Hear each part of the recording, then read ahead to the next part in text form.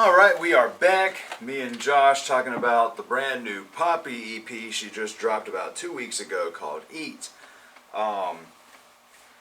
Fucking.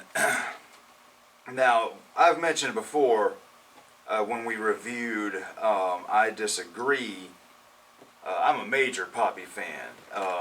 And I have been since it was just weird YouTube videos. And then when I found out she was doing music, it wasn't until a little bit after Poppy.computer came out. So I went ahead and bought that. And I've been following her music side ever since. And I've loved the way her music has evolved. And now that, especially when her album Am I a Girl dropped, and you get the song like Play Destroy and X, that really throw down the mixture of the poppy thing and the metal stuff, I was loving it. I was like, damn, I'd like to hear a little more of this. And then she does a lot of that on I Disagree that came out last year. Yeah, man. Concrete was the one that really said, like, I think I remember saying that if she did an album just like this, kind of dial back the baby metal quirkiness and just go full on metal, I'm like, oh, I'd be down for that. And pretty much this EP, Eat, is full on metal. Yeah, like just except for that one metal. Jazz little part. A cool little jazz that bit. Was it. Love that bit. Was and it fits just fine. It wasn't like quirkiness and she says, say cheese, and then... Yeah, because like, what I want to know is, because there's all this stuff with her and her old producer, that Titanic Sinclair guy, because he started with another girl a couple years before Poppy that was very similar with that weird platinum blonde look and the well, it's probably what, because that monotone, but it didn't really take off, so he dropped that girl and then went with Poppy. But Poppy has since come out and talked about how abusive the dude was and how much of just an asshole, horrible person he is. So what I want to know is, because if you follow her musical style, you start with Bubble Bath, and I really like Bubble Bath a lot, but it's bubblegum pop. It is very, very pop, and but the song Money is my jam. And then you get to Poppy.computer, which is like this weird internet pop. But then you get to Am I a Girl, and like the pop side of it is a little smarter, not as I don't want to say cringy, it's not as bubblegummy. Yeah, no, it's a little more adult. It was more contemporary. It's more adult pop as opposed to that bubblegum blonde cheerleader pop music. And that's when you get the song X and what do you call it? Play Destroy. You get a little more metal bits sprinkled on Am I a Girl, and then you get the Choke EP, which really is the precursor to the I Disagree sound, because you get Scary Mask, which plays up the metal and the poppy sound even more, like on the X song. And then some more weird hip-hoppy weird tracks. And then, boom, I Disagree happens. Heavy on the metal side, just heavy on experimentation. Still, my favorite album of last year. And I still jam it a lot today. It was more like 60% metal, 40% poppy. Yeah, it's fucking wild, man. And now, 99% so we get metal. Get a 5-track EP. Whoops. Get a 5-track EP, and yeah, it's all metal all the way. Metal and just a little bit of a couple points when she does her poppy thing. Because man, I love the song Eat. The band that plays her music is phenomenal. They are phenomenal musicians. They are, like we've mentioned the baby metal comparisons before. When you get like some of the baby metal stuff, like their song Tales of the Dynasties or Destinies, and it's a big prog metal epic, there's a lot of those vibes that I hear in Poppy's metal stuff, and so the band she plays with are incredibly fucking talented, and they on the song Eat, and this is another one too that we brought up. This album is like definitely going to be part of this new metal resurgence that we're seeing. Well, yeah, because like I said, to me, these 5 songs sounds like Kitty, Kitty Spit, and Jack Off Jill's Clear Hearts and Gray Flowers. Yeah, Mixed. there's a lot of those vibes all over this little EP. Some of the early, good female new metal music.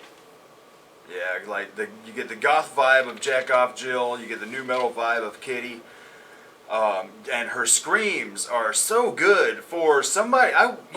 5 years ago, watching a weird Poppy video, I would have never expected her to be such a badass screamer. I would have never expected that, and I think it's cool as hell. Her screams are impeccable. It's really good. It's like she's really fucking good at all the stuff that she does, artistically. It's a note. She actually is doing a note. It's not just some garble, her just screaming, making a female screaming sound. It's melodic. It has a tone and a note to it. Yeah, the track really E, well. When it gets into the main bit of the song, and you've got that sweet ass bass going, and fucking she's doing her, it's like that is such a new metal thing, and it's the new metal that I got into. I've talked a lot of shit about new metal, but I mostly talk shit about how the mainstream focused on the shitty side of new metal, when there was a lot of good shit in new metal that just kind of came for a minute and then got swept under the rug when all the bullshit got popular. And this is playing a lot of the new metal stuff that I really liked, like the Static X vibe. Oh, the song Q when it with the fucking harmonics, with that fucking slow breakdown. Yeah. That's something that's very reminiscent. And they throw in a cool jazz bit with this fucking jazzy like piano Charlotte. And I'm always gonna keep going back to fucking Spit. And it reminds me of Spit. It reminds me of Clear Hearts. It's that type. It's exactly what style the new metal that was back then, and one that kind of came and went very fast, especially for females. When every other band, there was hardly no female new metal that were remotely on the radar, other than Kitty, who came with one album and then disappeared. I mean, they were gone as fast as they showed up. And Jack Off Jill was still relatively underground and unknown. It was just more of a... Yeah, Jack Off Jill did those 2 albums and left. Yeah, it's you either knew who she was and had listened to the albums, or you just never heard of them before. Yeah. And I found out about Jack Off Jill through Marilyn Manson. And shit. But yeah, so Q kicks fucking ass. When it gets into that melody, like... The melodic bit part where she's singing, like that's a straight up poppy style right there with the metal and the melodic singing bit. Like it reminds me of the song X in a lot of ways, and a lot of the stuff off of I Disagree. But Q throws in that badass jazz moment, and it's just heavy, and the screams are so big on that track. And then Breeders, I love Breeders. And then Dark Dark World. Like this whole EP is only 14 minutes and 24 seconds long, and it is a fun 14 minutes. And it all the way through, I enjoy the shit out of this. Just like the last, there's not any Poppy I really dislike anyway. I don't really play Poppy.computer that much, and I'll turn Bubble Bath on to hear Low Life and Money most of the time. But fucking this right here, man, I wonder where she's gonna go, because just a couple months ago she dropped the Christmas EP, A Very Poppy Christmas, and it's got a very indie rock vibe to it. Like there's no metal stuff, there's not even really any pop kind of stuff. And so I wonder where she's gonna go. Is this EP her just getting some more metal out before she goes back to pop? Well, not back to pop necessarily, but more experimental for the next album. Like I'd rather a whole other album, just more metal. Yeah, I can see the next full album having a lot of the metal stuff, but a lot of different weird shit too. Like I see it being similar to I Disagree, but maybe even moving shit forward, like raising the bar even higher. Because this right here, this shit's raising the bar, man. Poppy's getting better and better at all of her stuff, and I'm digging the shit out of it. And I'm wondering, you know, like what I mentioned with the Titanic Sinclair shit, how much control, I want to know, did he have over her earlier sound versus, because a lot of the I Disagree stuff really feels like her venting frustrations and shit about that motherfucker. So I wonder how much control did he have over the bubble bath and Poppy Dot Computer, and when did she artistically break free and start? Because like right now, you know, with this and I Disagree, that's definitely, you know, I guess in a way like the real Poppy, I guess. But fucking with maybe Am I a Girl being sort of both, like her trying to break free, but him trying to keep a little bit of control. Because I know he still had shit to do on the I Disagree album too, I believe. I might be wrong. But a lot of the I Disagree shit is a lot of frustrations towards him, the industry, and all that bullshit. And ever since then, she's just been doing badass shit. Like, she did the badass cover. Well, I would say it's badass, but it's already a badass song anyway. Her cover of Tattoos, All the Things She Said, she did a good cover of that, which almost sounds identical to the original. But then her cover, what Jack Off Jill song did she cover not too long ago? It's on. You might know, but you probably know better than me because, like I said, I'm not a big Poppy.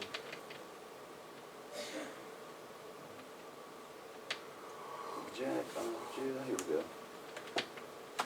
You know where it's from?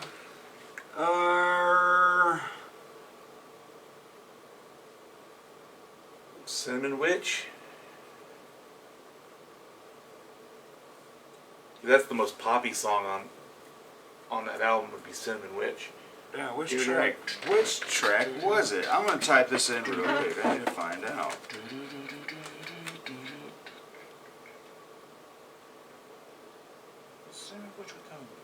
Cinnamon Spider. That's it. That's what I was thinking of.